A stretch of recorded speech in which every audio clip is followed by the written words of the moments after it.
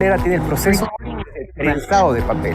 Dentro del prensado de papel, este es un proceso que requiere mucho cuidado.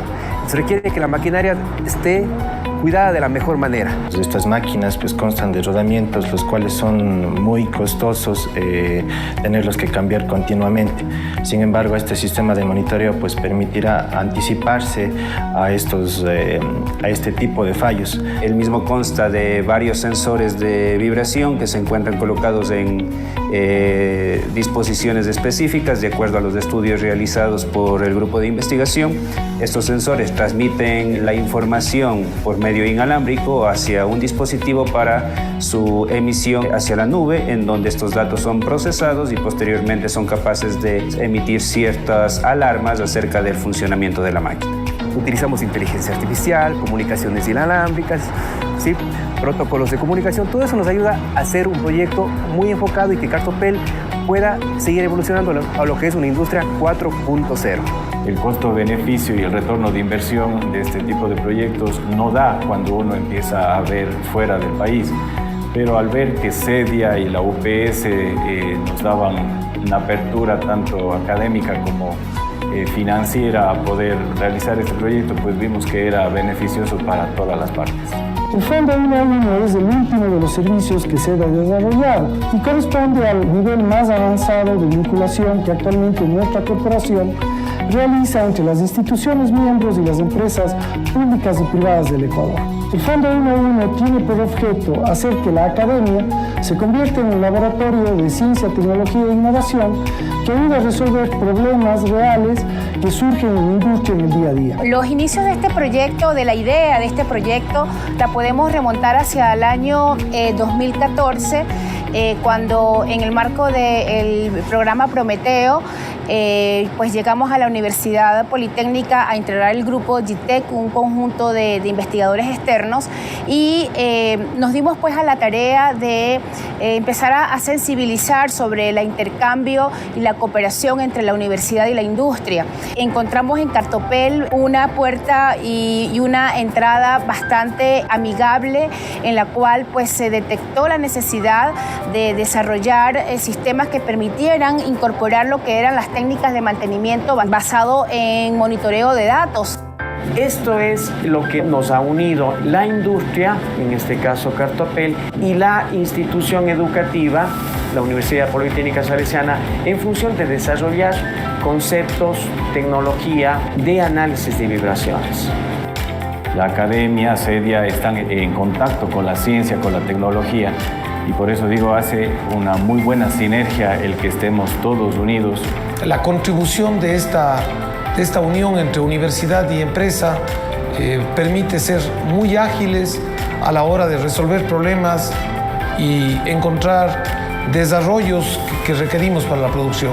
Una experiencia muy gratificante porque nos indica que efectivamente la universidad está formando profesionales que pueden llevar adelante, que pueden incorporarse a la ejecución de este tipo de proyectos, entendiendo pues toda esta sinergia que hay entre la academia y la industria. El siguiente punto es trabajar con más empresas en el cual podamos ayudar a que la investigación sea parte de la industria y poder hacer que las industrias sean más productivas, lo cual ayuda a un mejor Ecuador.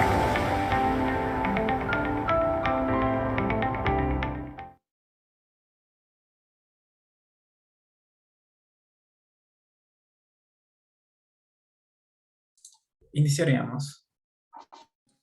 Listo. Buenas noches con todos los presentes. Sean bienvenidos al curso práctico de Inteligencia Artificial aplicada a la ingeniería. El día de hoy, por ser la primera sesión del curso, vamos a realizar una pequeña bienvenida y saludo a todos los participantes. Por favor, solicito a Gabriela Vélez, presidenta del capítulo técnico IES, que nos brinde el saludo. Buenas noches con todos. De parte del Grupo de Investigación y Desarrollo en Tecnologías Industriales GITEC, la selección ASME de la Universidad Politécnica Salesiana sede Cuenca y el capítulo técnico IES de la rama estudiantil y triple de la UPS sede Cuenca, les damos la más cordial bienvenida al curso práctico de Inteligencia Artificial aplicada a Ingeniería, nivel 1. Esperamos que el temario a impartirse contribuya a su desarrollo académico y profesional. De igual forma, les recordamos que cualquier duda o o eventualidad personal que surge en el desarrollo del curso se puede informar a través del grupo de WhatsApp y chat de Zoom. Agradecemos su participación en este curso. Y damos así paso al doctor Vinicio Sánchez en algunas palabras. Muy buenas noches a todas y todos los presentes. Agradecerles por su presencia en este curso. Sí, al profesor Diego Cabrera, que nos va a ser el facilitador de este curso. Y esta es una muestra cómo cuando queremos podemos, y dentro de queremos podemos está que en este momento está colaborando un grupo de investigación, está colaborando el capítulo estudiantil IES, está colaborando y ha liderado esto la sección estudiantil, pues ASME, todos hemos trabajado para hacer este curso posible. Tenemos la fortuna de contar con el doctor Diego Cabrera. Él es ingeniero electrónico de la Universidad Politécnica Salesiana, tiene su maestría y doctorado en la Universidad de Sevilla, ¿sí? Les voy a presentar con más detalle, pero quiero darle una pequeña introducción.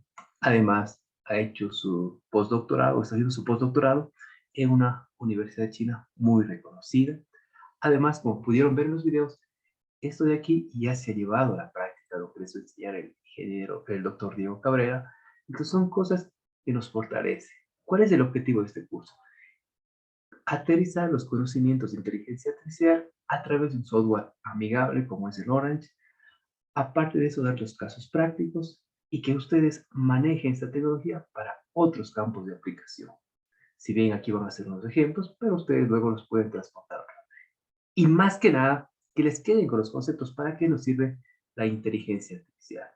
Recuerden que este es el nivel 1, si tenemos éxito, lo piden y coordinamos, pues a lo mejor podemos llegar a un nivel 2 o a los niveles que ustedes crean convenientes. Les deseamos el mejor de los éxitos en este curso. Les pedimos que pregunten, cumplan las prácticas para poder trabajar.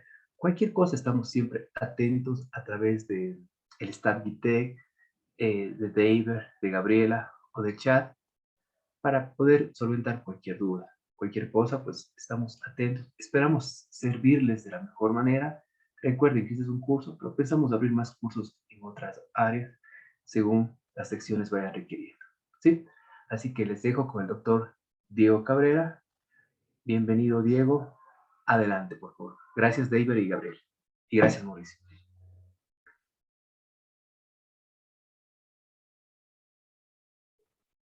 Muy bien, buenas noches con todos. Por favor, me confirman si me están escuchando. Sí, se lo escucha. Sí, se le escucha. Perfecto. Bien, nuevamente buenas noches con todos y agradezco a todos los presentes por la asistencia a este curso titulado Inteligencia Artificial aplicado a la Ingeniería, nivel 1. El contenido del curso pues ha sido organizado de la siguiente manera. Tenemos como bloque número 1 una introducción a lo que sería el modelado basado en datos. Adicionalmente veremos cuáles son las tareas del aprendizaje automático. Luego veremos algo sobre el preprocesamiento y la extracción de características, pasos muy, digámoslo de esta manera, fundamentales para la aplicación de el modelado basado en datos a cualquier problema.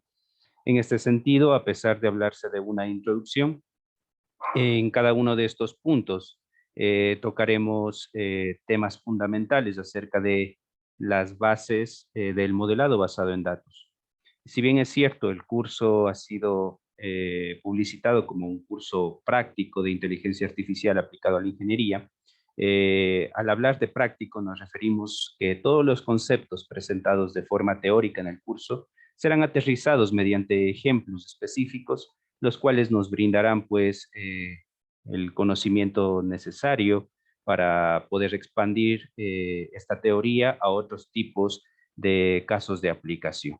En este sentido, entonces, se manejará de esta manera. Se presentarán los conceptos teóricos y luego pasaremos a presentar ejercicios específicos con respecto a este mismo tipo de conceptos. Es decir, la teoría no nos vamos a saltar, sino más bien que la vamos a ir aterrizando a medida que vaya siendo presentada. En el bloque número 2 presentaremos los modelos de aprendizaje. Aquí hablaremos de modelos de aprendizaje supervisados, modelos de aprendizaje no supervisados y en general el modelado basado en datos con distintos tipos de ejemplos y aplicaciones.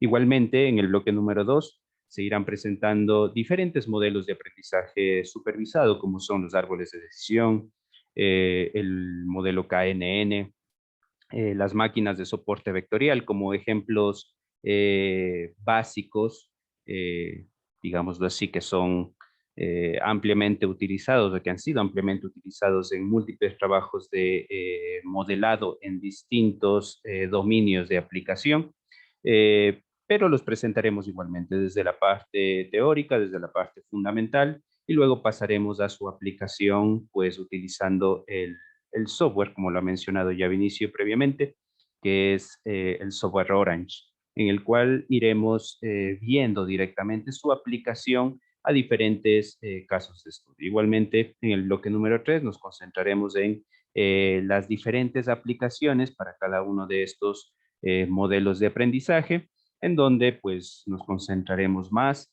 ya en lo que sería el uso del software Orange para el modelado basado en datos, tomando o tocando diferentes aristas, como son, por ejemplo, aplicaciones orientadas a la ingeniería eléctrica, a la ingeniería mecánica, y, ¿por qué no? Pues quedaría abierto al público si desean tocar algún tema específico adicional correspondiente a otras áreas del conocimiento, como podría ser también la ingeniería biomédica, entre otras, ¿no? Bien. La programación del curso pues está dada desde el 16 hasta el 30 de mayo. El horario es de 7 a 9 de la noche. Intentaremos iniciar lo más puntual posible. La idea es que pues abarquemos todo el contenido de los 3 bloques que se ha planificado durante estas 2 semanas. El día 24, me parece que es el día lunes, el 23. El lunes 23 de mayo, pues por el feriado nacional no tendremos clases, pero esa clase se va a trasladar al lunes 30. Es por esa razón que hemos extendido hasta el 30 de mayo. Bien. La sala en donde tendremos las clases será esta misma sala Zoom. Durante todas las clases las tendremos en la misma sala, y adicionalmente utilizaremos, como se había mencionado, ya el software Orange Datamine. Bien, aquí voy a abrir el enlace del software para que lo vayamos de una vez mirando. Vamos a ver, aquí está. Bien, Orange Data Mining es un software para minería y ciencia de datos en general. Es un software de propósito general, que es el cual será nuestro utilitario, nuestra herramienta con la cual trabajaremos durante este curso. Bien, se ha elegido esta herramienta por la facilidad en cuanto a la implementación de distintos flujos de trabajo orientados a la ciencia de datos. Concretamente, este software ya viene con la implementación de código, digamos así, un código que está oculto en principio para el usuario. El usuario no tiene que ponerse a escribir código en ningún lenguaje de programación, sino más bien tener claros los conceptos fundamentales acerca de la minería de datos para poder crear sus propios flujos de trabajo y poder de esta manera crear sus modelos basados en datos. Entonces, bueno, de esta manera logramos que el curso se vuelva en cierta medida agnóstico a nuestros conocimientos previos de algún lenguaje de programación, sino que más bien intentaremos aplicar todos los conocimientos que vamos logrando a lo largo del curso, pues directamente a ciertos bloques, digámoslo así, que nos permitirán realizar ciertas tareas para este tipo de modelado, ¿no? Bien, a pesar de que de la fachada, digámoslo así, parece ser bastante a nivel educativo, este software sí que puede ser utilizado para otro tipo de aplicaciones mucho más, más allá del ámbito educativo. Bien, entonces, nada, o sea, nos servirá incluso para trabajos más especializados, incluso de minería de datos. Debo mencionar que en realidad por detrás de este software nada más representa un front-end acerca de los flujos de trabajo que tenemos en la minería de datos. Es decir, por detrás está ejecutándose un motor de procesamiento mucho más potente que ha sido implementado en este caso en Python. Es decir, todo lo que está por detrás de este software ya ha sido previamente implementado en Python por otros desarrolladores. A pesar de ser, como digo, una especie de caja negra en donde vamos obteniendo, sacando ciertos bloques para realizar tareas dentro del modelado basado en datos, sí que podemos también crear nuestros propios bloques, es decir, personalizarlo, personalizar al software lo máximo que nosotros queramos de acuerdo a nuestras aplicaciones. Es decir, nos brinda todo un framework para poder realizar nuestros modelos basados en datos. Perfecto, entonces nosotros trabajaríamos en este software de acá. Continúo con la presentación. Bien. En cuanto a la evaluación, vamos a realizar una calificación. Este es un curso aprobatorio, una calificación de 40 puntos la asistencia. Esta asistencia pues será realizada mediante el nombre que usted coloque en su usuario Zoom. Entonces, por favor, recomiendo que se coloque el apellido o los dos apellidos y los dos nombres como su usuario Zoom. De esta manera se puede identificar a cada uno de ustedes y se podrá pues verificar así su asistencia, ¿no?, a cada una de las sesiones del curso. Adicionalmente, pues tendremos 60 puntos orientado a las prácticas. Bien, eso en principio. Perfecto, bueno, ya realizó la presentación. Mi nombre es Diego Cabrera. Dejo ahí en pantalla mi correo electrónico para cualquier consulta, dcabrera@ups.edu.es. Bueno, lo dicho, ¿no? Ya Vinicio me había presentado. Me titulé en la Universidad Politécnica Salesiana como ingeniero electrónico. Luego realicé una maestría y un doctorado en la Universidad de Sevilla, España, en el área de Ciencias de la Computación e Inteligencia Artificial. Adicionalmente, hice un postdoctorado acerca de la aplicación de la inteligencia artificial a sistemas mecánicos. Esto en la Universidad de Ciencia y Tecnología Electrónica de China. Esto en la ciudad de Dongguan.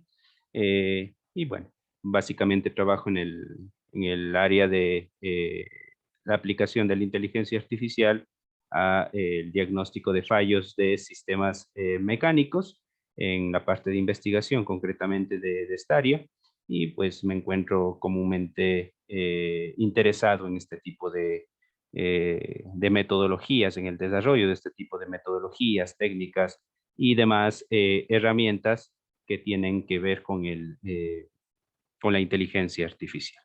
Bien, entonces nada, estoy a disposición para cualquier consulta, ya sea dentro del curso como fuera del mismo. Digo además que cualquier consulta que se vaya presentando a lo largo del curso, pues inmediatamente me la pueden hacer, o sea, pueden interrumpirme en cualquier momento y realizar su consulta. Es lo más adecuado. De esta manera, pues, vamos creando más bien un conversatorio en vez de una clase magistral o algo por el estilo, ¿no? ¿Qué más? Bueno, les comento, yo no soy muy fan de las diapositivas. La mayoría de las clases las iremos, digámoslo de esta manera, avanzando o realizando a medida que se va presentando cada uno de los temas. Mi recomendación es que cada uno vaya realizando, tomando sus propios apuntes, es lo más conveniente para que, bueno, para tenerlos de respaldo y cualquier duda que se vaya presentando me la realicen de forma inmediata, ¿sí? Lo que vaya yo realizando acá en las clases, pues luego estará como material adicional disponible para que ustedes puedan revisarlo. Sin embargo, van a ver que mis diapositivas de ninguna forma son autocontenidas, sino que es conveniente pues ir tomando nota de lo más importante. Eso. No sé si ahí está el momento alguna consulta. Por mi parte, ninguna, Inge. Ninguna. Perfecto. Listo. Entonces, nada, pasamos a nuestro primer tema, que sería una introducción al modelado basado en datos. A ver, voy a compartir.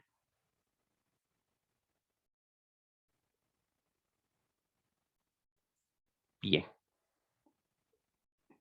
Introducción al modelado basado en datos.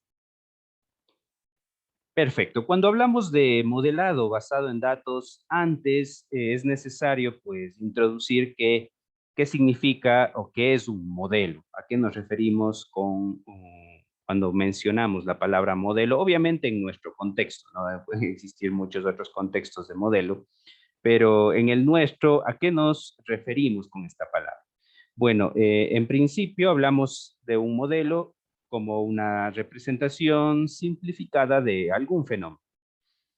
Cuando hablamos de fenómeno, pues pueden ser cualquiera, podemos hablar de fenómenos naturales. Adicionalmente, también podríamos, en este contexto, referirnos a un fenómeno como el funcionamiento de cierta maquinaria, puede ser en la industria o cualquier campo. También podríamos hablar de un fenómeno como, por ejemplo, la evolución o la apoptosis celular, la evolución celular. Es decir, nos referimos a fenómeno, a cualquier cambio que pueda producirse, ya sea natural o sea físico, en, bueno, un proceso o cualquier sistema, ¿no? Ahí tenemos en la diapositiva, pues, ejemplos de fenómenos. Tenemos, por ejemplo, la lluvia, ¿no? La lluvia es un fenómeno natural. Adicionalmente tenemos acá, se ha colocado pues un motor como un sistema en sí mismo puede ser visto como un fenómeno, fenómeno provocado por la alimentación, en este caso como vemos en la gráfica, la alimentación de una batería a ese motor. Adicionalmente un mecanismo también podría ser visto en este contexto como un fenómeno. Luego tenemos un ejemplo de apoptosis celular, las mutaciones que normalmente llevan al cáncer. Bueno, cuando una célula comienza cuando una célula debe morir debido a algún tipo de mutación que se ha presentado en una célula, pero esta muerte no se da, entonces podría llegar a presentarse un cáncer, por ejemplo. A ese fenómeno también nos referimos cuando hablamos de este término. Entonces hablamos siempre de una representación simplificada de algún fenómeno. Como vemos, el fenómeno puede ser de cualquier dominio, no necesariamente de uno específico, ¿no? No necesariamente hablamos de fenómenos naturales, sino de cualquier índole. Pero hablamos siempre de representación simplificada, eso sí es necesario. Es decir, intentamos que estos fenómenos que, como muchos conocemos, son complejos en cuanto a la manera en cómo se presentan, todas las variables que están intrínsecas en el fenómeno de la lluvia, pues son muchísimas, ¿no es cierto? Depende de temperatura, humedad, velocidad del viento, movimiento de masas nubosas, depende también del terreno. En fin, tenemos ahí cientos, sin exagerar, cientos de variables intrínsecas dentro de este tipo de fenómeno, y además de cientos de variables interactuando entre ellas, entonces se convierte en un sistema complejo. Adicionalmente, pues todas estas variables, al estar interactuando y se convierten en esto, en un sistema complejo, pero que resultan difíciles de representar. Entonces, el modelo en sí mismo es básicamente intentar quitar variables o elementos que no serían necesarios en principio para poder representar a este fenómeno. De eso se trata el modelo. De la misma manera, cuando estamos hablando acá del motor, pues el motor tiene un sinnúmero de componentes y todos esos componentes tienen sus propias propiedades, cientos de propiedades, estamos hablando de cada uno de los componentes. Pero bueno, cuando realizamos un modelo de un motor, pues se toman en cuenta nada más aquellos elementos que son absolutamente necesarios para que esa representación que nosotros tenemos, una representación matemática en principio, sea lo más cercana a lo que sucede o a lo que es la realidad. Claro, la idea es tener algo lo suficientemente cercano a la realidad para que nos permita realizar ciertas tareas con ese modelo. Ya luego vamos a ver qué tareas uno normalmente requiere realizar con un modelo. Pero básicamente cuando hablamos de un modelo es eso, es esa representación simplificada. De la misma forma, ¿no es cierto? El mecanismo, bueno, el mecanismo tiene un montón de componentes. Estos componentes a su vez tienen varias propiedades, incluso podríamos hablar de propiedades hasta el color del componente. Bien, pero la idea del modelado es crear estos modelos con los elementos mínimos, los elementos más simples que nos permitan pues obtener este tipo de representaciones simplificadas, pero que a su vez logren mostrar lo que realmente está sucediendo con este mecanismo que estamos intentando modelar. De la misma forma, existen modelos relacionados con el proceso de aparición del cáncer y la apoptosis celular, pues de la misma forma, ¿no es cierto? La célula en realidad tiene un montón de componentes y las interacciones que se dan en cuanto a la evolución celular también son muy complejas. Entonces, la idea de un modelo es intentar que estas relaciones sean lo más simplificadas posibles, pero que todavía representen lo que sucede en la realidad. Bien, ahora, sin embargo, aquí estamos hablando que un modelo representa un fenómeno. Estamos hablando, en el primer caso, el modelo representa la lluvia, el modelo va a representar al motor, el modelo va a representar al mecanismo, va a representar a la célula. Pero, ¿qué es lo que deseamos representar de cada uno de estos fenómenos? Esto es una pregunta que debe quedarnos clara al momento de crear un modelo. ¿Qué deseamos representar? Una respuesta a esto comúnmente utilizada en varias aplicaciones es la relación entre variables.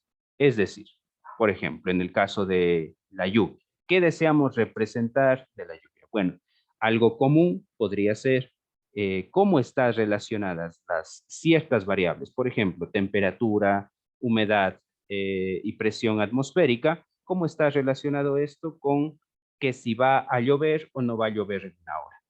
Cuando hablamos de este tipo de representaciones, ya estamos dándole algo mucho más o una tarea mucho más enfocada al modelo que estamos creando. Entonces aquí, básicamente, estamos, en cuanto a la lluvia, estamos representando la relación que existe entre variables. ¿Entre qué variables? Pues las dichas, las temperatura, presión atmosférica y humedad con la probabilidad de que exista una lluvia. Es decir, con un pronóstico de lluvia. Bien. En el segundo caso, en el caso del motor. Bueno, ¿qué deseamos representar del motor mediante un modelo? Una cosa podría ser cómo está relacionada el voltaje de ingreso al motor, el voltaje de alimentación al motor, con la velocidad del mismo.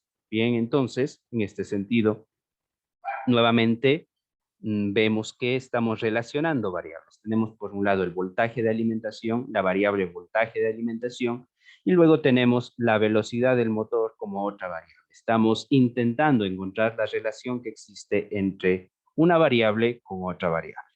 Bien, nuevamente con esto, al responder a la pregunta de qué se desea representar, tenemos ya claro cuál es el objetivo con el cual se va a crear uno u otro modelo. ¿Sí? Los objetivos pueden ser varios, pero en la mayoría de los casos sí que intentamos representar la relación entre variables. En el primer caso teníamos la relación entre varias variables con una sola, ¿cierto? Una sola variable de salida, que sería la probabilidad de lluvia. Teníamos múltiples variables de entrada. En el segundo caso del motor estamos nada más representando una variable con otra variable de salida, el voltaje versus la velocidad del motor. Bien, como tercer elemento, el mecanismo. En el mecanismo, por ejemplo, podríamos intentar igualmente representar una relación entre variables. Ejemplo, ¿cómo está relacionada la vibración de ese mecanismo con la presencia de una falla en el mismo? Bien, nuevamente estamos relacionando un par de variables. Por un lado está la vibración del mecanismo, la vibración de esa máquina que nosotros vemos ahí en funcionamiento, de esta máquina en funcionamiento, cómo está relacionada esa vibración con la presencia o la ausencia de una falla en ese mecanismo. Otra vez, volvemos al mismo caso en donde tenemos una variable, llamémosla así, variable de entrada, relacionada con alguna variable objetivo o variable de salida, y aquí le vamos a decir que es la presencia o ausencia de una falla. Bien.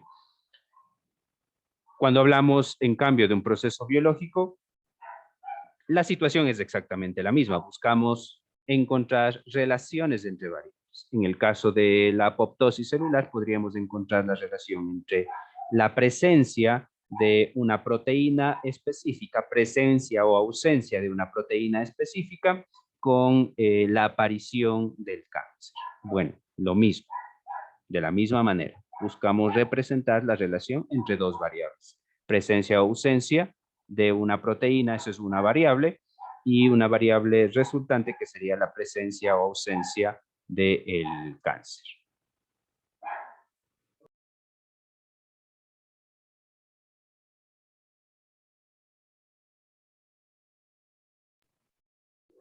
Bien.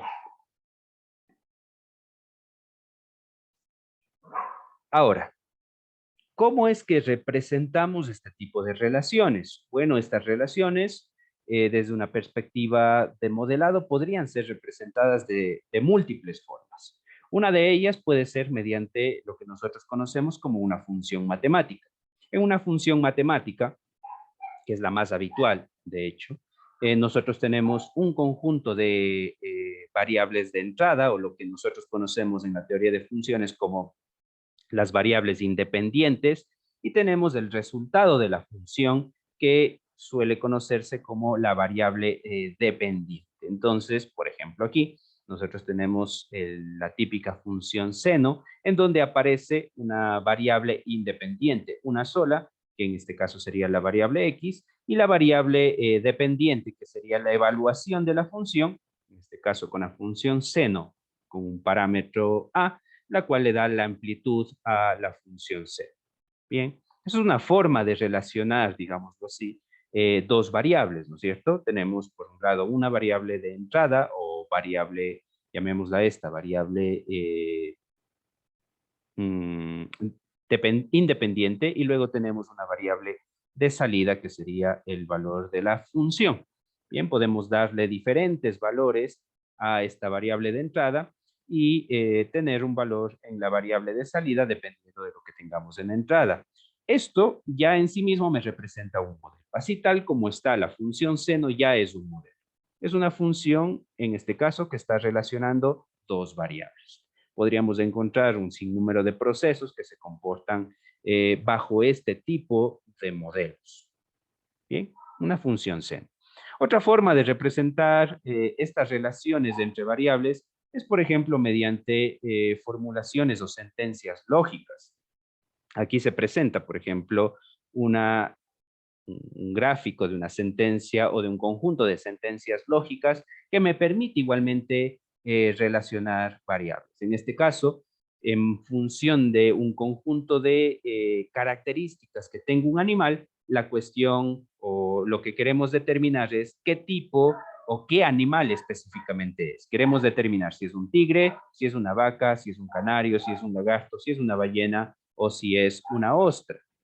Bien, entonces en función de la evaluación de diferentes características que nosotros tenemos, vamos a decirlo así, características o variables de entrada, queremos verificar pues qué tipo de animales. El animal tiene varias características. Dependiendo de los valores que tomen esas características, pues será clasificado como uno de estos animales. Por ejemplo, primera pregunta para un animal de entrada, ¿es terrestre? Si el animal es terrestre, si la respuesta es sí, vamos a realizar una siguiente evaluación a una segunda característica. La segunda característica le preguntamos si es mamífero. Si es que el animal es mamífero, si la respuesta es sí, entonces realizamos una tercera evaluación. ¿Es carnívoro? Si es carnívoro, pues concluimos finalmente que el animal del cual estamos hablando es un tigre. Entonces, de nuevo, aquí estamos evaluando un conjunto de características o un conjunto de variables de entrada, un conjunto de variables, vamos a decirlo así, independientes, y las estamos relacionando con un animal específico. Si el animal cumple con ciertas características de acuerdo a una evaluación lógica de cada una de esas características, pues se concluye o se le asigna una etiqueta específica. Bien, pero no nos confundamos, nuevamente estamos hablando de relaciones de variables. Esta es otra de las maneras en cómo se representaría aquí a esta relación existente entre variables. En este caso hemos representado la relación de una sola variable, ¿sí? Y aquí hemos representado la relación de varias variables con una sola, que sería el tipo de animal. Luego veremos ya modelos específicos que nos permitan crear este tipo de relaciones de forma automática, pero eso ya viene más adelante. Y es muy importante en este punto aprender las bases de lo que sería el modelado en general. Aquí no estamos todavía hablando de modelado basado en datos, sino estamos hablando de cualquier tipo de modelo en realidad. En este sentido, pues justamente podremos nosotros distinguir diferentes tipos de modelos. Por un lado, tenemos como los modelos clásicos, lo que hablamos como modelos clásicos, o modelos basados en el proceso. Bien, este tipo de modelos básicamente lo que hacen es intentar representar todos los elementos físicos que existen en algún tipo de proceso o sistema. Estos modelos, entonces, están o consideran todos los elementos físicos tangibles que existen en aquel fenómeno o sistema o proceso que intentamos modelar. Por ejemplo, para verlo aquí tenemos un motor, ¿cierto? Entonces, en un motor nosotros tenemos diferentes componentes que están representados como elementos eléctricos y elementos mecánicos dentro del motor. Entonces, en un modelo basado en el proceso, la idea es representar cada uno de estos elementos y adicionalmente cómo estos elementos están interactuando entre sí. Eso hace un modelo basado en el proceso. La forma tradicional de representar esta interacción es mediante los famosos modelos basados en ecuaciones diferenciales. La idea es representar la respuesta dinámica de cada uno de estos componentes y obviamente enlazarlas mediante, de una forma apropiada, por supuesto, enlazarlos para crear un modelo completo. Supongamos que este es precisamente el caso del motor que habíamos visto antes. Nos interesa relacionar o encontrar la relación existente entre el voltaje de entrada y la posición, por ejemplo, la posición del motor en cada instante de tiempo. Entonces, en un modelo basado en el proceso, pues se ingresa cada uno de los componentes que existen del motor para crear lo que sería nuestro modelo. Claro, este modelo está representado en el espacio de Laplace, pero en diagrama de bloques. Entonces, aquí se pueden ver justamente cada una de las partes internas del modelo. Por ejemplo, aquí vemos que la entrada del modelo es el voltaje con el cual se alimenta al motor y la salida del modelo es la posición del motor. Bien. Si esto lo representamos luego en función del tiempo, pues tenemos la relación existente entre el voltaje de entrada en función del tiempo versus la posición del eje del motor igualmente en función del tiempo. Aquí vemos que las relaciones físicas comienzan a aparecer. Por ejemplo, vemos que la posición del eje del motor está relacionada con la velocidad. concretamente están relacionados por medio de la integral, ¿cierto? 1 sobre S, los que ya han visto esta parte de Laplace, no es importante que entendamos, pero para los que ya han visto esta parte, estaría representando la integración. Bien, entonces aquí tenemos la velocidad del motor, luego vemos que existe una relación entre esa velocidad del motor y el torque mecánico del motor mediante un conjunto de leyes mecánicas. Existe esta relación entre la velocidad y el torque mecánico. Luego el torque mecánico está relacionado por medio de una constante con la corriente de armadura del motor. Luego esa corriente de armadura del motor está relacionada con el residual existente entre la fuerza electromotriz y la fuerza contraelectromotriz dada por la velocidad multiplicada por una constante igualmente. Que bueno, existe ese tipo de relaciones. Pero como vemos entonces, para encontrar la relación existente entre el voltaje de entrada y la posición del eje del motor, pues vamos encontrando todas las relaciones existentes de los diferentes elementos que son parte de este motor. Bien, es por esta razón que este tipo de modelos se les conoce como modelos de caja blanca. ¿Qué quiere decir esto? Quiere decir que no solamente estamos encontrando la relación entre el voltaje de entrada y la posición del eje de salida, que ese era nuestro objetivo, sino que también encontramos relaciones intermedias, aunque para nuestro objetivo final no sean necesarias, pero sí que son necesarias para la tarea de modelado, ¿no? Entonces existe aquí, de entrada va a aparecer, por ejemplo, la corriente de armadura, el torque mecánico, la velocidad, todos estos elementos, a pesar, como digo, que no son el objetivo como tal del modelado, son necesarios para alcanzar este objetivo. Todas estas interacciones, si nosotros realizáramos la medición de la corriente, realizáramos la medición de este torque, realizáramos la medición de esta velocidad, deben coincidir en cada instante de tiempo para poder encontrar nuestra posición del eje del motor en la parte final. ¿Sí? Bien. Ahora, estos elementos, claro, representan, como vemos, un modelo, lo que se conoce como un modelo dinámico del motor, pero también aparecen ciertas constantes. Bueno, aquí se ha colocado una lista de constantes de este modelo, ¿no?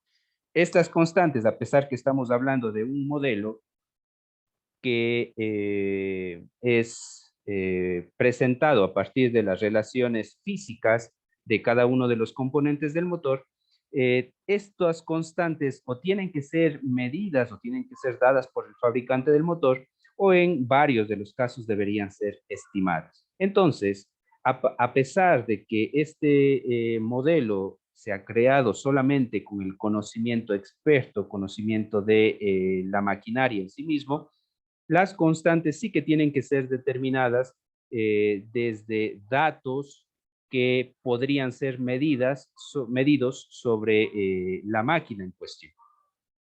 ¿Qué quiere decir esto? Quiere decir que a pesar que aquí estamos hablando no de un modelo basado en datos, sino de un modelo basado en el proceso mismo, no nos libramos de ciertas etapas en donde requerimos recolectar datos del proceso en sí mismo. Bien, entonces, claro, existirán algunos otros procesos en donde no aparezcan este tipo de constantes o deberían ser fácilmente determinadas sin la necesidad de tomar datos del proceso, pero ya en sistemas lo suficientemente complejos y no tanto, por ejemplo, un motor no se podría hablar de un sistema tan complejo, pero bueno, ya se requiere otro tipo de mediciones y no nos libramos de la parte de la toma de datos desde un proceso. Bien. Bien, en cambio, vamos a ver, ahora tenemos el modelado basado en datos. En el caso anterior, basado en el proceso, pues estábamos hablando que aquí se modelan las relaciones, las interrelaciones de los diferentes componentes que existen en algún proceso, en algún sistema específico. Eso es lo que se realiza en el modelado basado en el proceso. Esto se hace normalmente con el conocimiento de las leyes que gobiernan el proceso mismo. Bien, La representación común de este tipo de modelos es en ecuaciones diferenciales. Existen otro tipo de representaciones, por ejemplo, en representaciones en modelos de dinámica de sistemas, también es otro tipo de representaciones de modelos basados en procesos. Bien, ahora, por otro lado tenemos el modelado, los modelos, perdón, basado en datos. Los modelos basados en datos son diferentes a los modelos basados en proceso, principalmente porque estos no modelan la interrelación de los componentes propios del proceso que estamos intentando modelar. Es decir, si acá nosotros teníamos los diferentes componentes, teníamos la resistencia, la inductancia y todos los demás elementos, aquí aparecían las corrientes, aparecían los torques, aparecían las velocidades. Aquí no intentamos encontrar estas relaciones internas, no intentamos encontrar esta corriente, no intentamos encontrar este torque, no intentamos encontrar una relación entre, por ejemplo, el torque y la velocidad del motor, sino que más bien nos enfocamos directamente en el objetivo. Nos enfocamos en intentar encontrar la relación que existe entre el voltaje de ingreso y la posición, por ejemplo, si fuese el caso, o la velocidad, si fuese el caso. Aquí estamos haciéndolo con la velocidad. Entonces, eso es una de las principales diferencias con el modelado basado en datos. El modelado basado en datos se enfoca en el objetivo. Todo lo que esté internamente o todas las relaciones internas quedan ocultas por el modelo mismo. Entonces, si el otro era un modelo basado en un modelo de caja blanca, se conoce como modelo de caja blanca, aquí hablamos de un modelo de caja negra.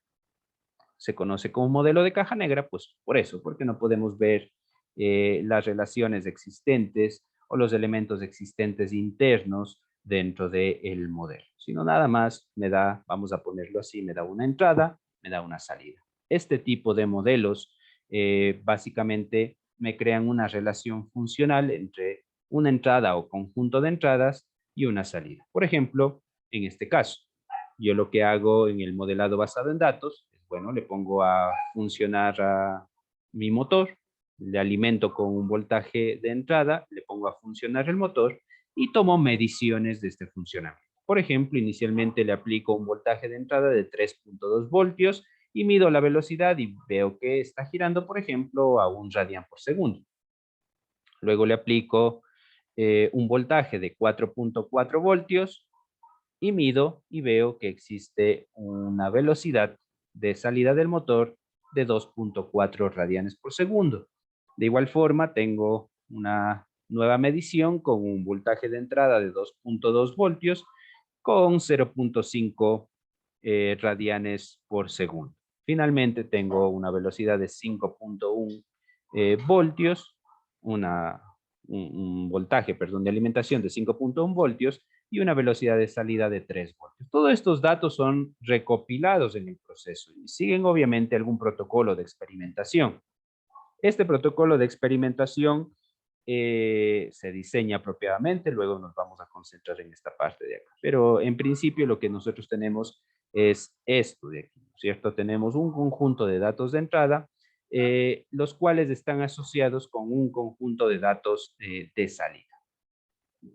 Utilizando esta tablita, estos datos de entrada y salida, pues se aplica diferentes técnicas de modelado basado en datos para crear un modelo basado en datos.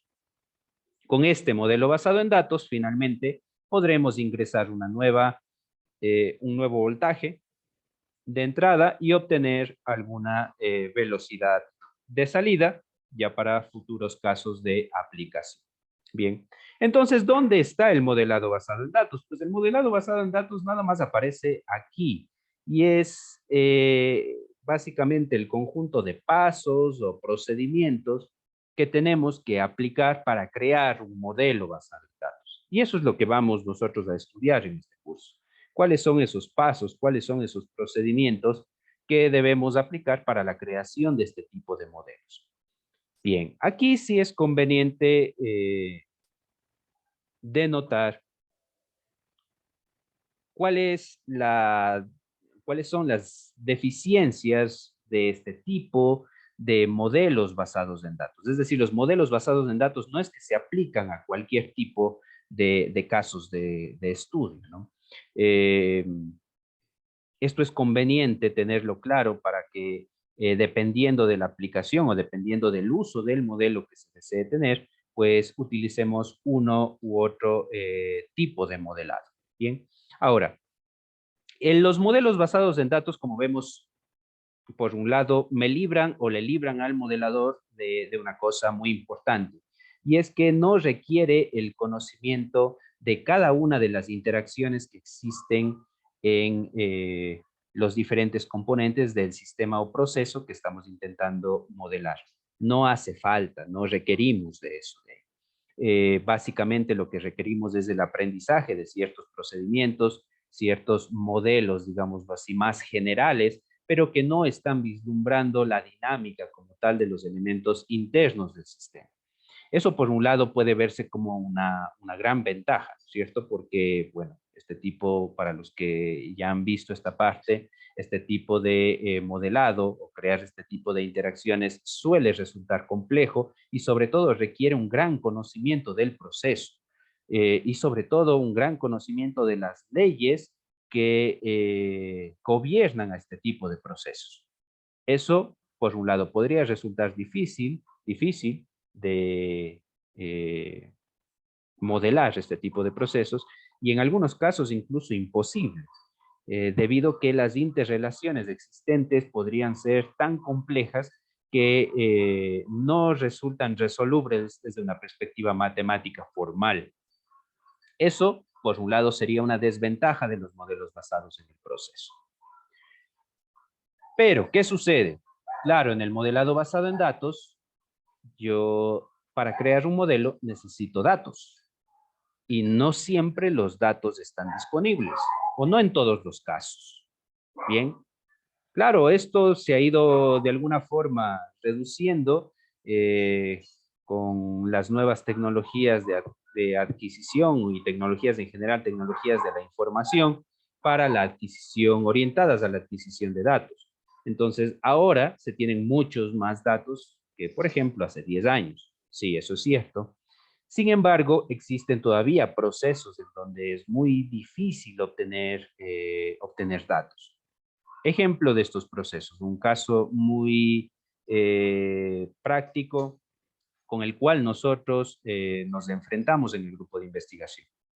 Nuestro grupo de investigación, una de las áreas bien definidas es la creación de modelos de diagnóstico de maquinaria industrial.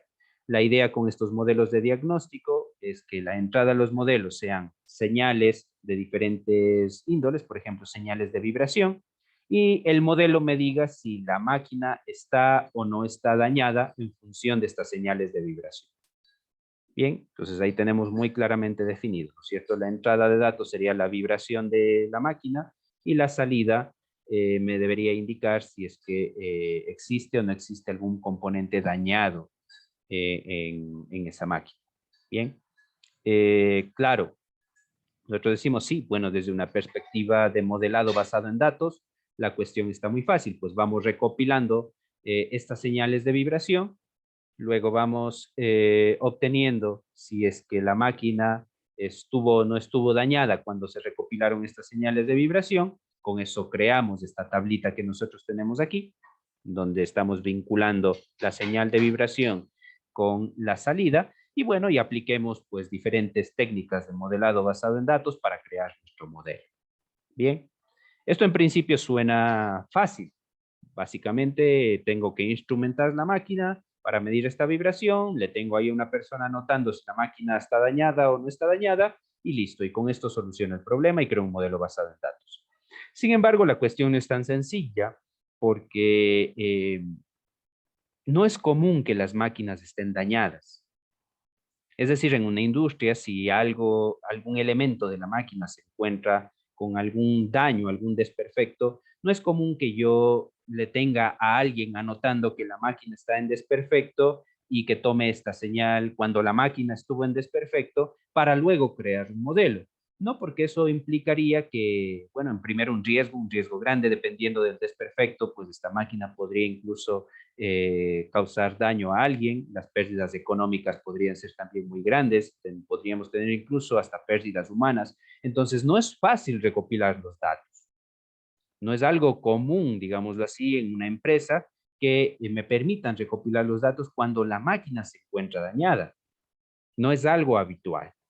Entonces, eso ya es un pero o una deficiencia del modelado basado en datos. Y es que si no tengo datos, no hay modelo. Así de sencillo. En un modelo basado en datos, si no hay datos, no hay modelo. Bien. Otra cuestión que vemos que en el modelado basado en datos, yo necesito la adquisición o la instrumentación del sistema o proceso que quiero modelar de una forma previa a la creación del modelo. Es decir, para yo obtener toda esta tablita que nosotros vemos aquí, por ejemplo, esta tablita en el caso del voltaje y la velocidad, yo necesito al menos colocarle aquí un voltímetro, como poco un voltímetro, y colocarle acá un tacómetro para poder medir esta velocidad.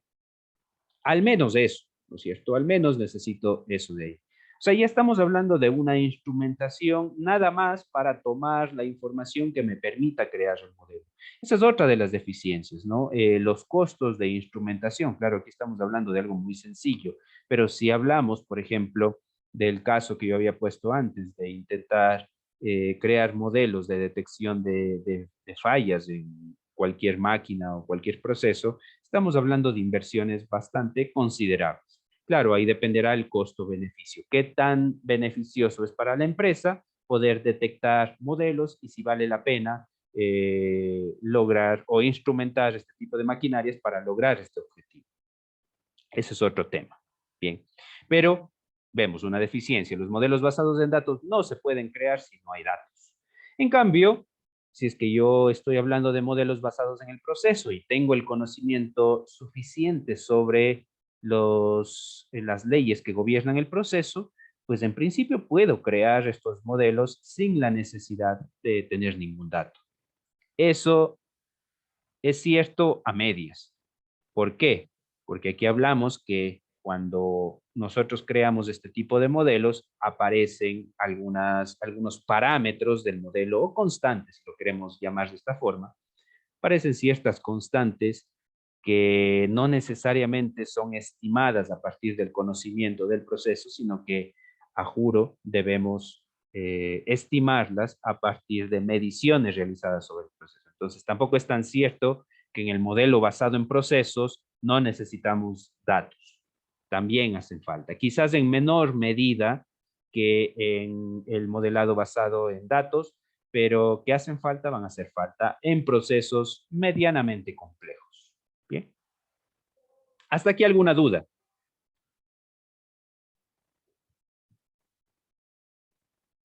¿Alguna consulta? Nada. De mi parte, no, bastante claro las explicaciones que se han venido dando. Bien, seguimos. Diego, una pregunta, por favor, para aclarar para los compañeros. ¿Por qué actualmente es tan valioso? ¿Por qué se está de moda tanto el tema de modelos basados en datos que se utilizan luego en Machine Learning e inteligencia artificial? ¿Por qué se nos podría compartir con todos? Porque ahora, antes sí, antes no, perdón, y ahora se ha hecho más común en los modelos basados en datos. Es importante porque hay un cambio brusco en la industria. Nos explique eso, por favor, Diego, para todos. Perfecto. Listo, gracias por la consulta, Vinicio. Sí, efectivamente, actualmente todo, incluso diría hasta de manera exagerada, todo intenta modelarse basado en datos. Y esto en realidad tiene varias razones. Una de ellas es lo que había mencionado antes, la gran cantidad de datos que se han podido recolectar en los últimos años. En los últimos periodos, pues de diferentes procesos se han logrado poder almacenar, bueno, primero recolectar y luego almacenar grandes cantidades de datos desde diferentes procesos, dentro de la misma industria, ¿no es cierto? Cuando hablamos de los conceptos de la industria 4.0, uno de los pilares fundamentales radica tanto en la adquisición de datos como el manejo mismo de esos datos. Entonces se han vuelto la adquisición o la recopilación de datos de los procesos se ha vuelto un pilar fundamental en las diferentes industrias. No, bueno, no solo hablemos de industrias, incluso todo el sector comercial, el de consumo de propósito general, todos estos sectores, pues actualmente recopilan todos esos datos. Anteriormente no era algo muy común. Si bien es cierto, en ciertos sectores sí se mantenía esta práctica de ir recopilando datos, pero el almacenamiento de los mismos resultaba en principio algo muy costoso para las empresas. Desde los dispositivos de almacenamiento, hablemos de discos duros, memorias y todos estos elementos, eran cuestiones muy costosas que la empresa no estaba dispuesta a asumir en principio. Es decir, el beneficio que obtenía de almacenar los datos no sobrepasaba el costo que se requería para poder tener la tecnología necesaria y poder almacenar esta información. Actualmente, sin embargo, los costos se han reducido notablemente. Los costos de almacenar teras de información son mucho menores de los que se tenía en tiempos anteriores. Bien, eso es una de las razones, ¿no? El costo de almacenamiento, el costo de adquisición y almacenamiento de los datos. Ahora se puede almacenar mucho más a menor costo. Y luego, en los últimos años, se han desarrollado tecnologías, y aquí sí vamos a echarle la culpa a la tecnologías que han permitido implementaciones de modelos basados en datos que, si bien es cierto, no son nuevas. Cabe decir que son propuestas que existían desde los años 80 incluso, pero que en esos años no se tenía la tecnología para poder implementarlas. Estamos hablando, por ejemplo, de alguien quizás haya escuchado de Deep Learning o metodologías orientadas al procesamiento masivo de la información mediante modelos basados en datos. Entonces, estas tecnologías han aparecido desde, digámoslo así, los últimos 10 años. Hace 10 años atrás comenzaron a aparecer, por ejemplo, las famosas GPUs y otros dispositivos enfocados al procesamiento masivo de información que no existían en los años 80. Sin embargo, como mencioné anteriormente, estas propuestas de modelado ya existían en los años 80. De hecho, podemos encontrar artículos científicos en donde se propone las redes Diabolo, que se llamaba lo que actualmente se conoce como autoencoders. Las redes Diabolos aparecen en un paper de Hinton en el año 80 y de hecho él hace su aplicación de modelo a mano, en unos gráficos ahí a mano de cómo debería comportarse la red Diabolo, pero como se había mencionado, no existía la tecnología para masificar esto de acá. Entonces, esa es otra de las razones. Actualmente ya tenemos esta tecnología y se ha probado y se ha visto que los modelos propuestos en estos años resultan muy convenientes para la creación o para el modelado basado en datos con una gran cantidad de información que ya se puede recopilar. Esas son, en principio, las dos principales razones por las que se ha movido la tendencia hacia el modelado basado en datos. Repito, de ninguna forma es el santo grial. Los modelos basados en datos tienen sus limitaciones. Una de ellas es que podría no existir datos. En varias aplicaciones pueden no existir, simplemente no existen datos. No puedo yo aplicar un modelo basado en datos si es que no existe datos. Y otra de las cuestiones podría ser el costo todavía de esto de acá. Si bien es cierto, el costo de almacenar los datos ya es barato, pero el costo de la instrumentación para obtener esos datos no necesariamente es barata todavía. En algunos casos no es asequible para ciertos tipos de empresas, ¿no? Aquí ya es más un análisis tipo costo-beneficio, que es lo que más me conviene. Bien. ¿Alguna duda adicional? Inge, una consulta. Claro. Ahorita que estamos manejando que se están estructurando estos dos modelos, no sé si estoy en lo correcto o no, que se podría decir que el modelo basado en el proceso tendría como que una secuencia o partiría desde el modelo basado en datos. Más bien podríamos hablar al revés. Los modelos basados en el proceso, vamos a ponerlo acá, parten de un conocimiento del fenómeno, vamos a decirlo así, las leyes físicas que gobiernan el proceso. Por ejemplo, aquí tenemos las leyes de Kirchhoff, las cuales a partir de ellas podemos identificar cuál sería la corriente que fluiría por el motor. Adicionalmente tenemos las leyes mecánicas que me permitirían encontrar cuál es la relación entre esa corriente con el torque mecánico que existe en el motor. Es decir, todo es en función de leyes físicas. Las leyes físicas que estudiamos en la universidad, tanto leyes eléctricas, leyes electromagnéticas, leyes mecánicas. Este modelo se crea a partir de ese conocimiento. No necesitamos datos.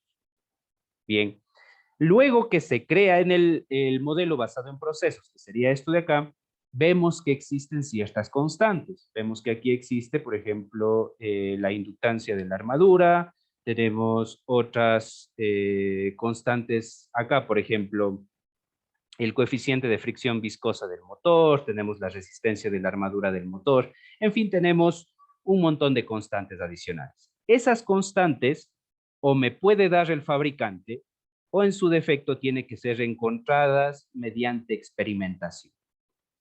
Esa experimentación tenemos que realizarla igualmente mediante mediciones sobre el proceso, es decir, ya el conocimiento de las leyes físicas hasta ahí llega, digamos así. Ya no puedo hacer más con el conocimiento de las leyes físicas. Ahora necesito encontrar cuáles son los números, cuáles son los valores de sus parámetros. Y para ello, otra vez, se utilizan ya no modelos basados en datos, pero sí enfoques basados en datos de estimación de parámetros. Bien, entonces, podríamos decirlo así. En el modelado basado en el proceso, empiezo con un modelo basados en leyes físicas, pero al final siempre voy a terminar necesitando de datos. Ok, o sea, sí tienen alguna, como que alguna relación ahí, ¿no? Sí. Cada uno modelado. Sí, claro, tienen una relación. De hecho, una de las tendencias también actuales es trabajar con modelos híbridos. Es decir, mezclar los modelos basados en el proceso, en donde se pueda, en donde se tenga el conocimiento del proceso necesario para crear estos modelos, y cuando no se tiene este conocimiento, se utilizan modelos basados en datos. Es decir, se mezclan cada una de las partes. Ok, gracias, Inge. Listo. Muy bien, continuamos entonces. A ver si esto me permite manchar acá. Voy a configurarle la pizarra para ir panchando. Si me da un minuto.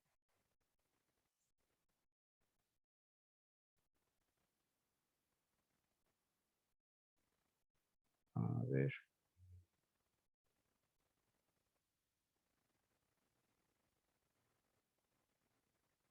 Ok, ahí estamos. Monitor 1.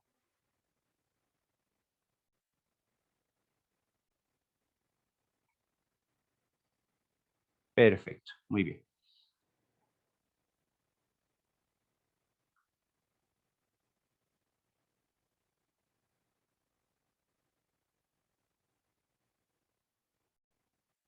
Bien, aquí vamos a ir viendo, vamos a ir bosquejando cuáles serían las etapas generales del modelado basado en datos. Bien, la primera etapa que nosotros tenemos aquí va a ser la definición de los objetivos del modelo. Voy a ponerlo aquí. A ver. Ahí. La definición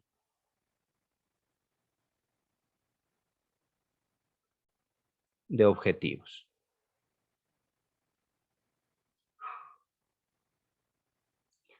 Cuando nos referimos a la definición de objetivos, nos referimos, bueno, ¿cuál es la relación o qué variables estamos intentando relacionar con nuestro modelo? Habíamos visto el caso de la lluvia, ¿no es cierto? En el caso de la lluvia, estábamos relacionando un conjunto de variables, temperatura, presión atmosférica, humedad, cómo estas variables se relacionan con la probabilidad de lluvia, por ejemplo, en una hora. Bien, entonces, cuando hablamos de la definición de objetivos, debe quedarnos claro qué es lo que queremos que haga el modelo, cuál es el objetivo del modelo. ¿Por qué? Porque el objetivo del modelo, digámoslo así, al cambiar el objetivo del modelo, va a cambiar totalmente la manera en cómo creemos este modelo. En cualquiera de los dos tipos de modelos, podemos estar hablando con modelos basados en proceso, como también modelos basados en datos. En los dos casos debemos definir claramente cuáles son esos objetivos del modelado, ¿no? ¿Cuál es el objetivo del modelo final? Básicamente, esto sería algo así como definir cuáles son las entradas al modelo, cuál es la salida del modelo, qué es lo que va a ingresar. Si nosotros queremos ver esto de aquí como una cajita negra, si decimos que este es nuestro modelo, bien, ¿qué va a entrar al modelo y qué va a salir del modelo? Definir esta X y esta Y que tenemos aquí. A eso hablamos de la definición de... Todavía no estamos creando el modelo, recién estamos definiendo cuáles serían esos objetivos. ¿Qué queremos que haga el modelo?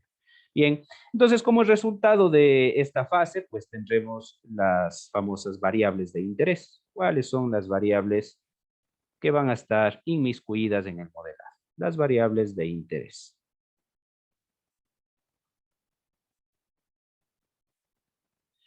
Una de las cosas que nosotros tenemos que responder aquí es ver si estas variables de interés pueden ser medibles, si estas variables, lo que se conoce desde la teoría de modelos de sistemas dinámicos, si estas variables son observables, si yo puedo medir estas variables o puedo estimarlas a partir de otro tipo de variables. Bien, esas variables de interés entonces resultan el insumo básico para poder crear el modelo.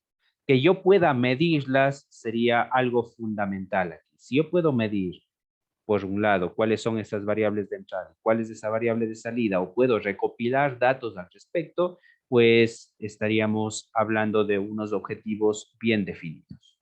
Bien, caso contrario, si yo me planteo que la entrada al modelo tienen que ser un conjunto de variables que no se pueden medir o no se pueden estimar de ninguna forma, pues estaría planteándome un modelo en principio que no me serviría para nada porque el insumo de entrada para el modelo no estaría disponible.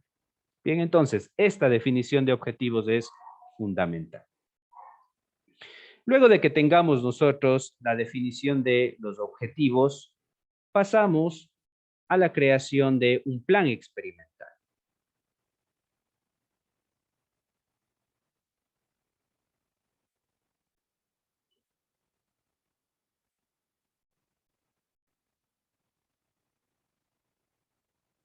Bien.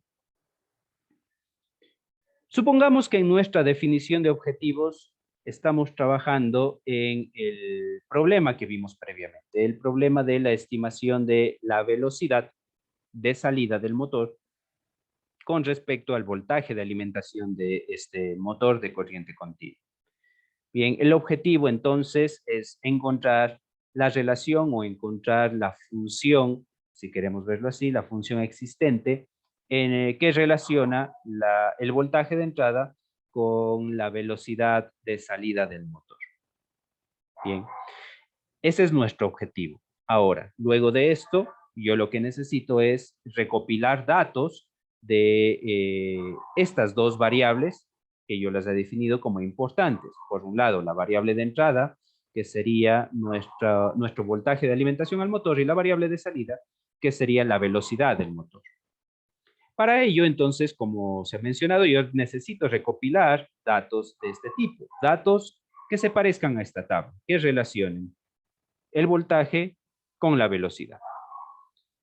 Para poder recopilar estos datos de una manera sistemática, yo necesito crear un plan experimental acerca de la recopilación de estos datos. Por ejemplo, yo necesito declarar cómo se van a medir todos estos datos de aquí, qué instrumentos voy a utilizar para medir este voltaje a la entrada, qué instrumento necesitaré para medir esta velocidad en la salida, qué características tienen cada uno de estos instrumentos. Es decir, por ejemplo, si es que a mí me interesa poder crear un modelo que funcione en un rango desde 0 a 10 voltios, pues el voltímetro que coloque a la entrada debería ser capaz de medirme este rango desde 0 a 10 voltios o más, ¿cierto? Por supuesto. Adicionalmente, yo necesitaré especificar cuál es la sensibilidad de este voltímetro.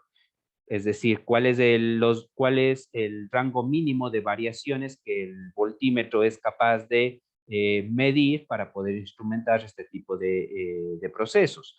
Por ejemplo, si mi voltímetro es capaz de medirme variaciones de 0.5 voltios, de 0.5 en 0.5, pero yo intento crear un modelo que sea capaz de estimarme variaciones de 0.1 en 0.1, ese voltímetro no sería el adecuado.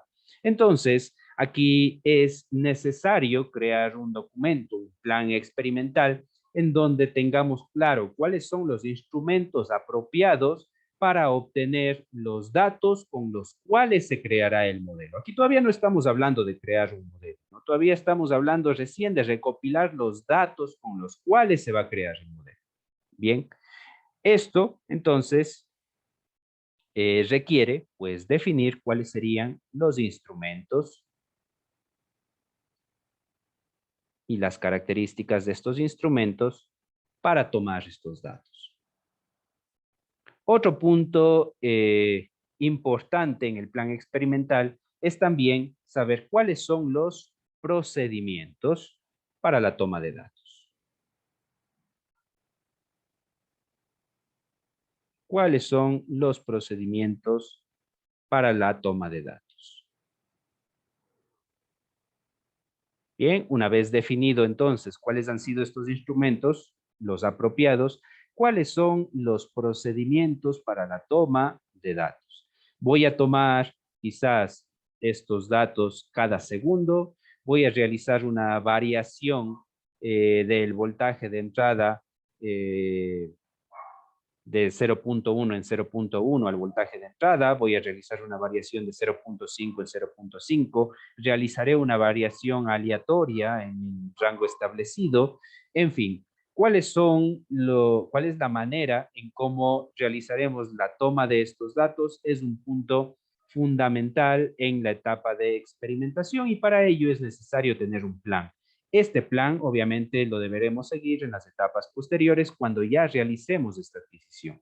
Este plan comúnmente resulta en qué cosa? Resulta en un documento que nos servirá como base para este tipo de experimentaciones. A continuación, quiero mostrarles un documento que es precisamente parte de un plan experimental para que más o menos entendamos o tengamos claro qué es lo que debe contener un plan experimental, donde justamente están especificados estos instrumentos, donde están especificados estos procedimientos y cada uno de los elementos para la toma de datos ha quedado pues plasmada en un documento. Si me permiten un momento, por favor, para buscar este plan experimental.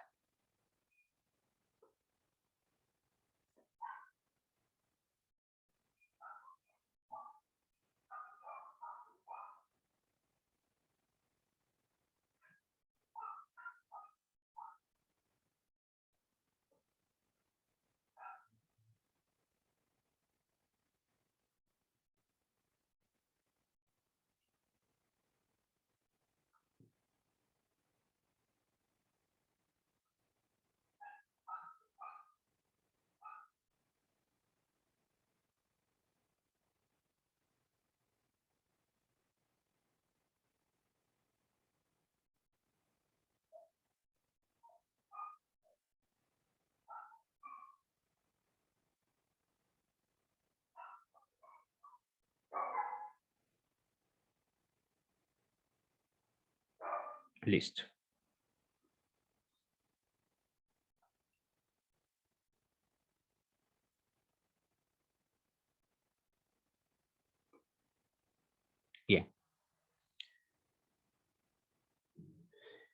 Muy bien, este es un plan experimental del Grupo de Investigación y Desarrollo en Tecnologías Industriales. Este plan experimental concretamente está relacionado con, o fue creado para el modelado, igualmente basado en datos de un compresor reciprocante.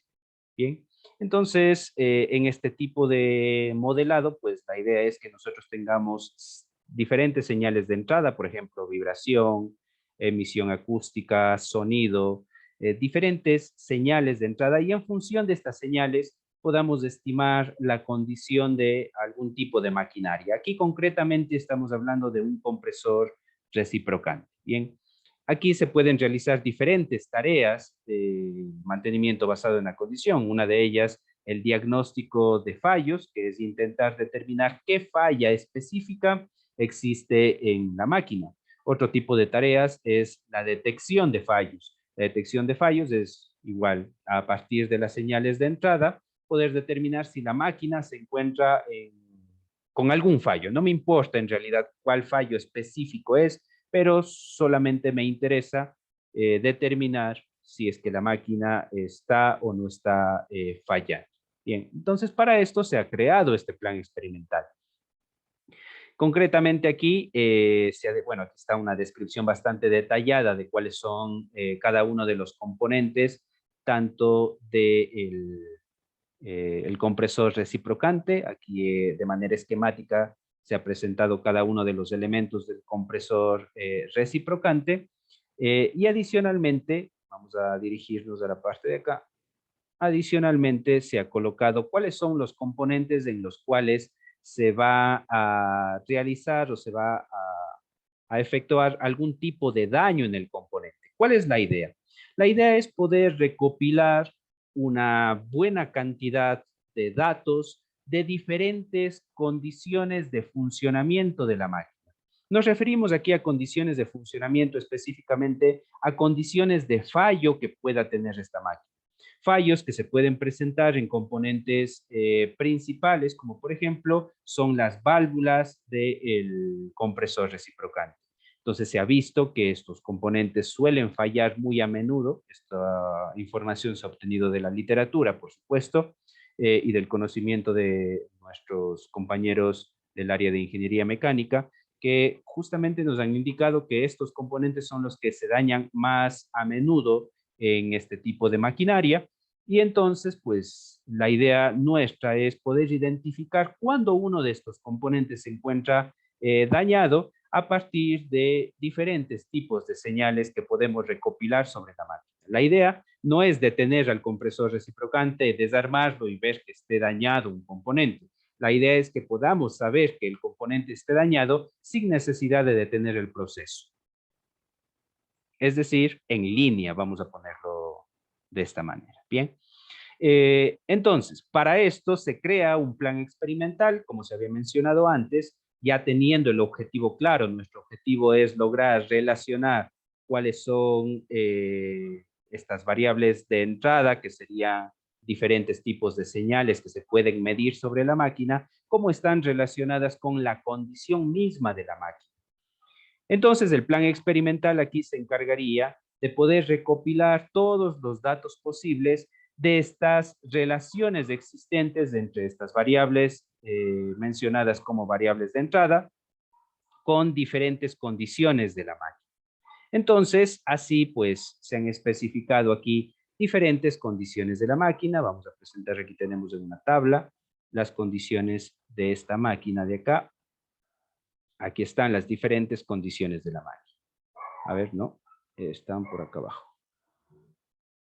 Aquí. Tenemos las diferentes condiciones de la máquina. Por ejemplo, estas se han codificado mediante un código, se ha puesto P1, P2, P3 y P4. Y estas condiciones, pues, me dicen cómo se encuentran componentes propios de la máquina. En este caso, se ha probado los rodamientos, rodamiento B1 y B2 de la máquina. Nosotros podemos ver en dónde se encuentran por acá. Tenemos los rodamientos V1 y V2 de la máquina. Vamos a ver. Esta es la posición de los sensores.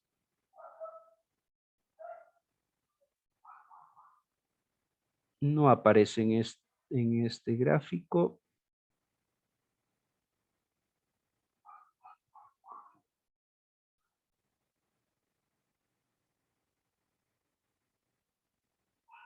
Vamos a ver. Bueno, no aparece acá.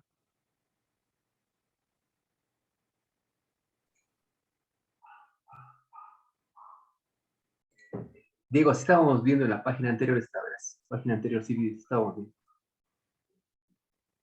viendo. Vamos a ver.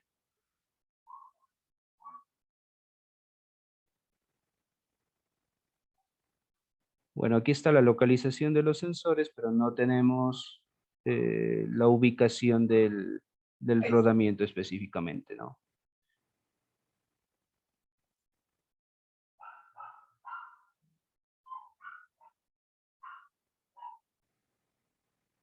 No está la localización del rodamiento. Bueno, aquí bueno, está codificado, ¿no es cierto? Aquí me dice que es este rodamiento específico, el cual puede ser identificado dentro de la máquina.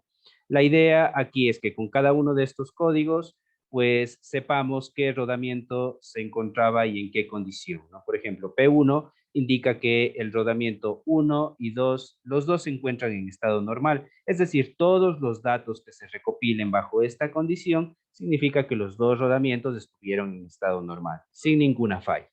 Luego tenemos el código de falla P2, el cual indicaría que el rodamiento 1 tiene alguna falla.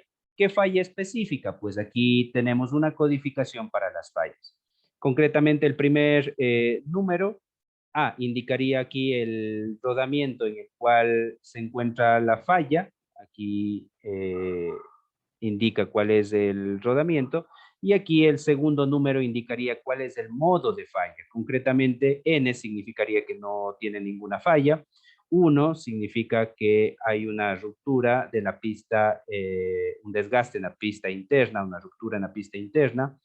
Un 2 indicaría un desgaste en el elemento rodante y un 3 indicaría un daño en la pista externa. Entonces así, P1 indicaría que el rodamiento 1 no tiene falla, P2 indicaría que el rodamiento 1 tiene una falla en la pista interna, P3 indicaría que el rodamiento tiene una falla en el elemento rodante y P4 indicaría que el rodamiento tiene una falla en la pista externa. Entonces así tenemos las diferentes fallas. Adicionalmente a los rodamientos, como había indicado, también tenemos fallas en las válvulas de este compresor. Entonces, de igual forma, pues aquí se ha especificado un código para poder identificar qué tipos de fallas tenemos. Concretamente tenemos 4 modos de fallas. 5 con la condición normal. En este caso, si estuviese en 1, tendríamos una falla un desgaste en el asiento de la válvula. Un 2 tendríamos una corrosión en la válvula. 3 sería una falla de tipo fractura y 4 sería una ruptura de la cimbra, ¿no? Bien, tendríamos entonces esta codificación para las fallas existentes en las válvulas y de igual manera tenemos un código de fallo para cada una de las posibles combinaciones que nosotros tenemos acá en las diferentes válvulas. Aquí vemos que existen 5 válvulas en las cuales se ha ido realizando la creación del fallo y para ello pues se ha ido asignando código respectivo con el código de falla que nosotros tenemos aquí. Por ejemplo, P1 significa que todas las válvulas se encuentran en estado normal, P2 indicaría que existe un fallo en la válvula 2S-DB.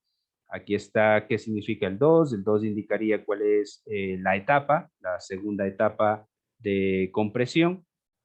Si es la I indicaría si es la válvula de entrada o de descarga. Y para entrada, D para la válvula de descarga. Y así pues tenemos la codificación de nuestras fallas. P3 indicaría que existe el código 2, que sería una corrosión ¿en qué cosa? Una corrosión en la válvula. La falla P4 indicaría que existe una fractura en la válvula y P5 una falla una ruptura en el spring, ¿no? En la cimbra de la válvula.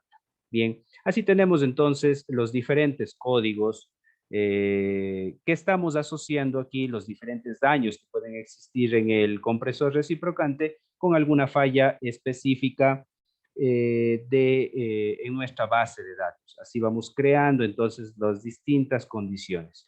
Este plan experimental es necesario para poder luego realizar la experimentación. O sea, hasta aquí no hemos tomado todavía datos. Aquí en este plan experimental lo único que estamos diciendo es la manera en cómo se van a tomar los datos. Por un lado tenemos variables que pueden ser controladas, como por ejemplo aquí, al ser un plan experimental de un laboratorio de la universidad, nosotros podemos ir creando todas estas fallas dentro del compresor reciprocante. Esto obviamente no es posible en una empresa. En una empresa yo no puedo pedirle al dueño de la máquina que me deje dañar la máquina. Eso no se puede. Pero a nivel de laboratorio, por ejemplo, aquí en la universidad, sí que podemos realizar este tipo de experimentaciones. Bien. No sé si hay alguna consulta con respecto a esto. ¿Ha quedado claro? Diego, yo tengo una pregunta ahí. Sí. ¿Cómo haría en este caso, por ejemplo, la gente de biomedicina cuando quiere saber algo de cardíaco, o los que están en biotecnología quieren saber algo de un proceso, por ejemplo, biológico? Sí, o si de otra carrera también, por ejemplo, un proceso de daño de un transformador. ¿Cómo haría eso? ¿Nos puede explicar un poquito para los compañeros que son de las carreras? Claro, por supuesto. Vamos a ver. En la parte eléctrica, si estamos hablando igualmente de si queremos realizar un plan experimental para un transformador. La idea igual sería configurar el transformador con distintos tipos de fallas. Por ejemplo, podemos tener ahí fallas en la bobina, recalentamiento en la bobina, ¿no? Configuramos el recalentamiento en la bobina y comenzamos a tomar datos de este transformador. ¿Qué datos se pueden tomar del transformador? Bueno, uno de esos es la temperatura del transformador, podemos medir el voltaje del transformador, la corriente del transformador. Todos esos serían indicadores que podrían servir como variables de entrada para crear el modelo. Entonces, tomaríamos todos estos datos en diferentes condiciones del transformador. Como digo, una de estas puede ser un daño en la bobina del transformador, un daño específico, por ejemplo, recalentamiento de la bobina. Podríamos tener diferentes niveles de recalentamiento de la bobina y bajo cada uno de esos niveles tomar todos estos datos de las variables que se había mencionado para poder obtener esta base de datos que luego será utilizada para crear un modelo que permita diagnosticar o predecir si es que un transformador específico se encuentra bajo alguna de estas condiciones de falla. Otra podría ser desconexión en los terminales. Bueno, configuramos la desconexión en los terminales y comenzamos nuevamente a recopilar todos estos datos del transformador. ¿Tenemos algún otro tipo de fallo específico? Corrosión o desgaste del aislante de la bobina del transformador. De igual forma, configuramos esa condición de un transformador, estamos hablando de un equipo experimental, por supuesto, configuramos ese desgaste y recopilamos los datos bajo esa condición. Pero es un punto clave en este sentido, es un punto clave poder recopilar la mayor cantidad de datos desde diferentes condiciones que tienen este tipo de elementos. Y así estamos hablando de cualquier elemento. Si es que hablamos de los transformadores, si es que estamos hablando de los generadores, por ejemplo, lo mismo. Deberíamos poder recopilar los datos en la mayoría de configuraciones posibles. En el caso de biomedicina, de igual forma, ¿no? En el caso de biomedicina, por ejemplo, si la idea es lograr identificar ciertos, lo que se había hablado en el tema celular, si es que realmente existe una relación entre la presencia de alguna proteína con el cáncer, pues igualmente nos tocaría realizar esta experimentación. Recopilar, por ejemplo, realizar experimentación para ver la existencia de una proteína en seres humanos o animales, dependiendo en lo que se realice la experimentación, recopilar si existe la presencia de esta proteína y mirar si es que apareció el cáncer. Recopilamos todos estos datos. No solamente uno, sino diferentes o varias mediciones realizadas sobre este tipo de procesos. Medimos o experimentamos para obtener esta información si existe la proteína, vemos si aparece el cáncer en un individuo. Vamos con un segundo individuo, realizamos el mismo procedimiento, verificamos si existe la proteína, vemos si apareció el cáncer y así lo recopilamos para la mayor cantidad de datos posibles para obtener lo que se conoce como una muestra representativa. Una vez que se tengan estos datos, pues podríamos pasar a la creación de un modelo. Sin los datos, lamentablemente no podremos crear el modelo, ¿no? Esto existe en diferentes casos. En el caso también de biomedicina, por ejemplo, tenemos la detección de ataques, podría ser la detección de ciertos tipos de ataques cardíacos con los nuevos dispositivos, los smartwatch. Bien, los smartwatch, en este caso deberíamos tener igualmente datos suficientes en donde exista las mediciones de un individuo y relacionarla con mediciones de gente que ha tenido el ataque cardíaco. No necesitamos los datos cuando ha habido el ataque cardíaco y cuando no ha habido el ataque cardíaco. Luego podremos crear un modelo que me permita vincular estas dos variables. Pero en todos los casos necesitamos un proceso previo de experimentación, crear un plan experimental para poder lograr recopilar esta información. Ojo, el plan experimental no necesariamente está orientado siempre a la medición como tal, es decir, a la configuración de experimentos para poder obtener todas estas mediciones. Existe actualmente ya una gran fuente de información, la cual es el Internet. Ejemplo, si nosotros buscamos crear una relación entre ciertos tweets que se tuitean, valga la redundancia, con no sé, la preferencia con algún candidato político. Bien, si nuestro objetivo es crear este tipo de relaciones de los tweets que existen, no sé, en algún conglomerado específico, supongamos en el Ecuador, con respecto a la preferencia de algún candidato específico, pues debemos igual crear un protocolo de recopilación de datos de los tweets. Entonces deberemos, por ejemplo, crear wrappers específicos que sean capaces de tomar los tweets del Internet de forma automática, sean capaces de segregarlo de acuerdo al conglomerado que estamos analizando, por ejemplo, la población del Ecuador, y relacionar ciertas palabras claves con el político con el cual queremos crear esta relación, a ver si existe afinidad o no existe algún tipo de afinidad. Pero deberemos crear un protocolo previo, un plan experimental que me permita recopilar esta información. Ya el resto, la programación o todo lo que sea necesario para poder adquirir estos datos, bueno, ya es un tema que lo realizarán los expertos apropiados, ¿cierto? Pero, digamos, los datos que yo voy a recopilar deberían previamente ser establecidos en un plan experimental para luego poder crear este modelo. Bien, no sé si hay alguna otra consulta. Sí, es que tengo una consulta. Siempre hablamos del tema de los datos. No sé si también, por ejemplo, en la parte de la biomedicina, he visto algunos trabajos donde, por ejemplo, tenemos datos sobre fotos de pulmones, por ejemplo, para detectar si tiene COVID o no. ¿Eso también entraría en este tema? ¿Sería el tema de estos datos o me estoy saliendo un poco del tema? No, sí, claro, por supuesto, lo mismo, ¿no? Aquí estamos intentando crear relaciones entre variables. En este caso, la variable de entrada serían imágenes y cómo están estas imágenes relacionadas con la presencia o ausencia de COVID.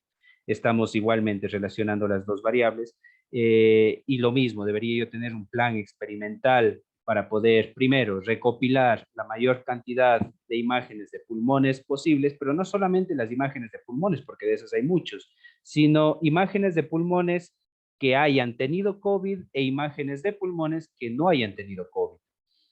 Necesitamos un protocolo, entonces un plan experimental. El plan experimental es eso, es un protocolo que me indique cuántos datos en principio voy a lograr adquirir de esos pulmones con COVID, cuántos voy a lograr adquirir de esos pulmones sin COVID, de qué fuentes voy a lograr tomar esta información, cuál es la resolución de las imágenes que he logrado recopilar. ¿Estas imágenes se encuentran a blanco y negro o tienen color?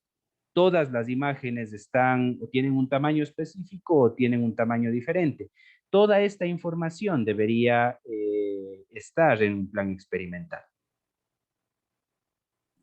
Y así, bueno, tenemos varias, ¿no? Otros proyectos que por ahí había escuchado es la relación existente entre la tos con el COVID. Pues de igual forma, necesitamos primero, antes de crear cualquier tipo de modelo o lo que sea, necesitamos un plan experimental para ver, por ejemplo, si es que realmente es posible pasar a una tarea de modelado.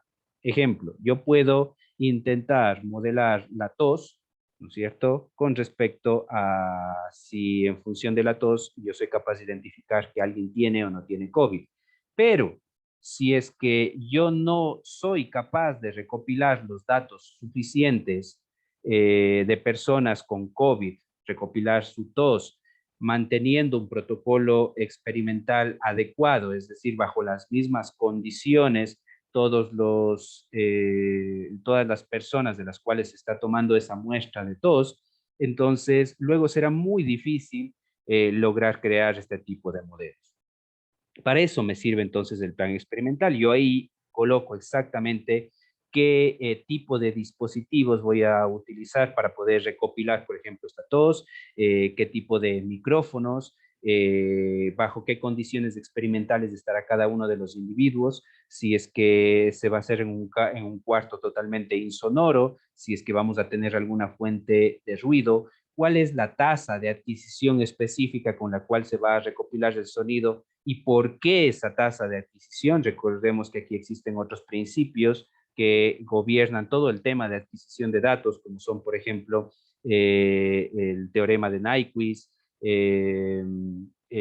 fuentes o ratio, señal a ruido, entre otros temas específicos del procesamiento de señales que tienen que ser considerados para que las etapas posteriores de modelamiento sean buenas, digamos así. En realidad, los modelos basados en datos, la mayor cantidad de modelos basados en datos dependen principalmente de la calidad de los datos que nosotros tengamos a disposición para crear el modelo. Si los datos son malos, nosotros podemos tener el modelo más avanzado, la inteligencia artificial, la mejor del mundo, ese modelo final no servirá para nada, no será bueno. Todo depende exclusivamente de cómo sean estos datos recopilados y cómo manejemos todas las etapas previas a la creación de un modelo basado en datos. Bien, entonces, esta parte de la creación de un plan experimental, o lo que en otras áreas se conoce como el protocolo experimental, es absolutamente necesaria y debería ser incluida en todos los proyectos de modelado basado en datos, principalmente, como he dicho, porque aquí es muy importante la calidad de los datos. Una pregunta más, Diego. Entonces, claro. ¿Nos podría explicar, por favor, entonces, qué tan valioso es la importancia de un experto o de un grupo de expertos al momento de levantar esa línea de base y sobre todo para validar sus datos? Porque a veces levantan los datos por levantar. A cualquier cosa le quiere ingresar inteligencia artificial. Tiene un grupito de datos, pero no hay ese proceso de validar ni que un experto haya validado. E importante creo que es dejar claro que no se elimina el factor humano, la experiencia del humano. Perfecto, sí, muy, Lo mejor se muy acercara a cierto, eso, por favor. Vinicio. Muy cierto, Vinicio. Así mismo es la cuestión, y es que el experto humano de ninguna manera se va a eliminar, al menos en un corto plazo esto no se va a eliminar. Aquí la creación de los modelos basados en datos son muy dependientes de la calidad de los datos con los que se cuenta. Entonces, para garantizar esta calidad de los datos, estos deben ser validados por expertos del dominio específico en cuestión. Ejemplo, bueno, yo soy del área de ingeniería electrónica, me he especializado en el área de inteligencia artificial y concretamente en la creación de modelos inteligentes. Sin embargo, mi área de aplicación es un área propia de la ingeniería mecánica, que es el mantenimiento basado en la condición o la creación de modelos de diagnóstico de maquinaria mecánica, maquinaria rotativa. Yo les digo una cosa, yo de maquinaria rotativa sé muy poco, sé lo que les he escuchado a mis colegas hablando por ahí en el grupo de investigación, pero yo mecánico no soy. Entonces, mal sería o mal estaría en nuestro caso que yo me encargue de la tarea de recopilación de los datos, de recolección de estos datos, debido que yo no soy un experto en el área. Yo no sé si una señal de vibración realmente corresponde a la señal de vibración que debería tener una máquina específica. Eso lo saben los compañeros de ingenieros mecánicos que son expertos en el área. Ellos han estudiado para poder identificar cuál es el comportamiento correcto de una señal de vibración, por ejemplo, de un compresor reciprocante. Entonces, son ellos los que toman o los que adquieren los datos, los que toman toda esta información y revisan cada uno de los datos que está siendo adquirido por medio de nuestro sistema de adquisición de datos. Entonces, esto normalmente es un trabajo multidisciplinario. Aquí tenemos encargados del área de mecánicos, que son los encargados de reconfigurar al equipo, reconfigurar al compresor reciprocante, desarmarlo, ingresar las fallas, que no lo pudiera hacer, por ejemplo, un ingeniero electrónico o alguien de computación, porque saben ellos específicamente qué fallas que tienen que ingresarle al equipo. Adicionalmente, todas estas mediciones que se toman tienen que ser validadas. Nosotros aquí siempre hablamos de una línea base. Para nosotros la línea base es lo que nosotros consideraríamos como la condición normal del equipo. Si hablamos desde la perspectiva de un humano, la línea base sería la condición en donde el humano no tenga ninguna enfermedad. Si es que estamos hablando del tema del COVID, la línea base sería la línea en donde los pulmones no hayan estado sujetos al COVID o a ningún otro tipo de enfermedad pulmonar. Y en esa sería nuestro punto de partida, esa sería nuestra línea base. Pero ¿quién determina eso? Bueno, no lo puedo determinar yo soy un ingeniero electrónico. No lo puede determinar en el caso de los pulmones un ingeniero mecánico, eso lo determinará un médico. Entonces es necesario que toda esta información se encuentre validada en cada uno de los puntos de experimentación por el experto en el tema. Es así entonces como se crean los grupos, como en nuestro caso el grupo de investigación HITEC, un equipo multidisciplinario donde cada uno se enfoca en su tema específico de estudio. Tenemos los ingenieros mecánicos pues enfocados en el tema de la adquisición de la validación de las señales mecánicas. Por otro lado tenemos el grupo de ingenieros electrónicos que en cambio están más cercanos a lo que serían las técnicas de adquisición de señales, las técnicas de preprocesamiento de señales, aplicación de filtros y todo esto que es realizado desde el conocimiento en cambio de la electrónica. Ellos se encargan de configurar los equipos, de identificar cuáles serían los sistemas de adquisición de datos apropiados y poder de esta manera también dialogar y compartir el conocimiento con los expertos de mecánica para identificar, por ejemplo, los mejores sensores que deberían ser aplicados para poder recopilar todos estos datos, para poder medir todas las señales de forma apropiada. Bien, cada uno de los expertos entonces debe enfocarse en su área específica. Lo que mencionaba hace un momento Vinicio es cierto. Actualmente tan, digámoslo así, popularizado está el tema de aprendizaje automático e inteligencia artificial, que todo el mundo aparece como experto en inteligencia artificial y en aprendizaje automático. O sea, hay un, no sé, un webinar de 2 horas y ya todo el mundo habla del tema como con una profundidad mínima, pero se habla del tema. Se habla lo que sea, pero se habla. Entonces, hay que tener en consideración este tipo de cosas, ¿no?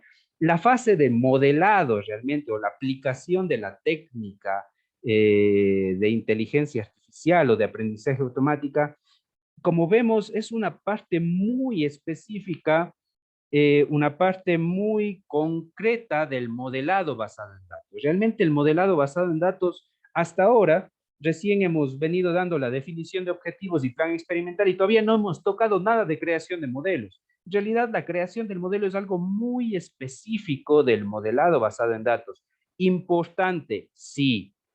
Popularizado actualmente, también, pero no es modelado basado en datos si es que no se consideran todas las posibles aristas que requiere el tema con el cual estemos trabajando, ¿no? Entonces, mi invitación en este sentido es que siempre trabajemos en grupos de diferentes disciplinas, multidisciplinarios, para poder alcanzar los modelos adecuados y obviamente siempre considerando cuál es el objetivo en cuestión, ¿no? Porque ese es el primer punto, definir cuál es el objetivo. Y este objetivo normalmente no viene dado por la persona que crea el modelo, sino el objetivo viene dado por la necesidad que tiene el área específica. Nuevamente voy desde mi perspectiva. Yo puedo decir, bueno, mi objetivo, yo tengo aquí datos del compresor reciprocante, ¿no es cierto? Entonces mi objetivo es poder estimar cuál es la corriente del motor que está haciéndole mover al compresor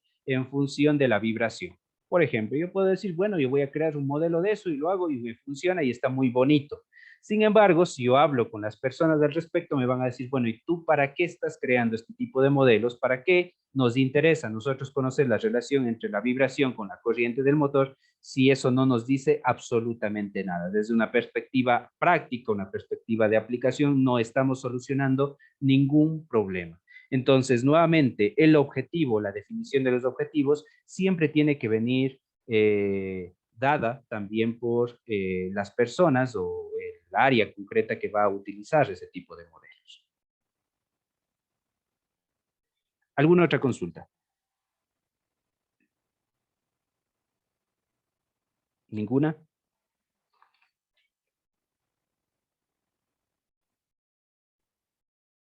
Bien, continuamos.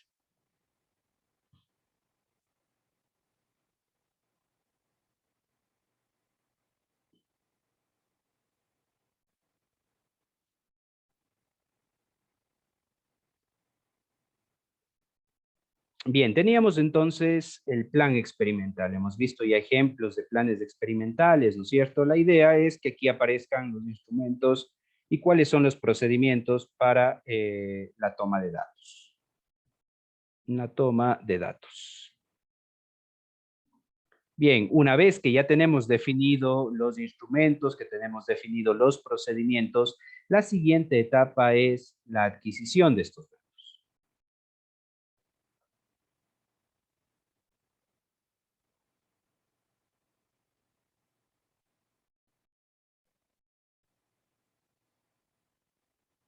La adquisición de datos.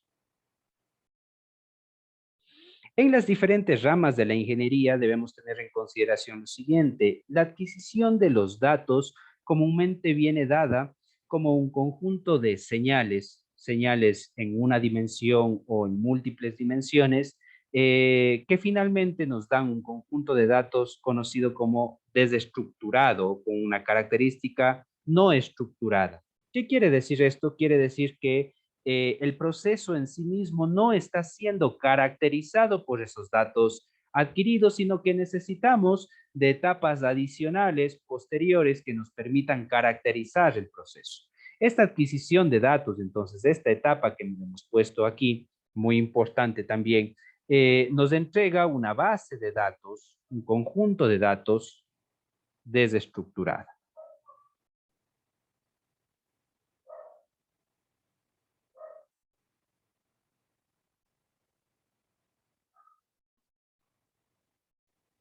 Esta base de datos desestructurada no sirve todavía para poder crear modelos. La base de datos, esta de acá todavía, no es capaz de mostrar claramente cuáles son los patrones que me permiten a mí identificar las relaciones existentes entre estas entradas con respecto a la variable objetivo que habíamos definido como variable de salida. Entonces, bueno, esta etapa de adquisición de datos, todavía, luego de esta de aquí, no podremos todavía crear un modelo basado en datos, pero sí es el insumo fundamental para la creación del mismo. Luego le haremos procesamientos adicionales a esta etapa de aquí que tenemos de adquisición de datos. Ahora, si bien es cierto, tenemos esto como una etapa del modelado basado en datos, esta en sí mismo es todo un campo de estudio. La adquisición de datos, se había mencionado hace un momento, que obedece a toda un área de estudio de diferentes campos de acción. Por ejemplo, la ingeniería electrónica se enfoca en la adquisición de datos desde la medición de diferentes sensores de índole eléctrico. En esto tiene que ir incluido la selección de los sensores, tiene que ir incluidos los canales de comunicación, cuáles son los dispositivos del almacenamiento de datos, cuál es el proceso de conversión analógica a digital, es decir, diferentes tipos de factores que influyen dentro de la adquisición de datos para obtener, obviamente, la calidad necesaria en los datos que serán luego utilizados en la fase de modelado. Bueno, creo que por el día de hoy finalizaríamos la clase, continuaríamos el día de mañana. No sé si hay hasta aquí alguna consulta.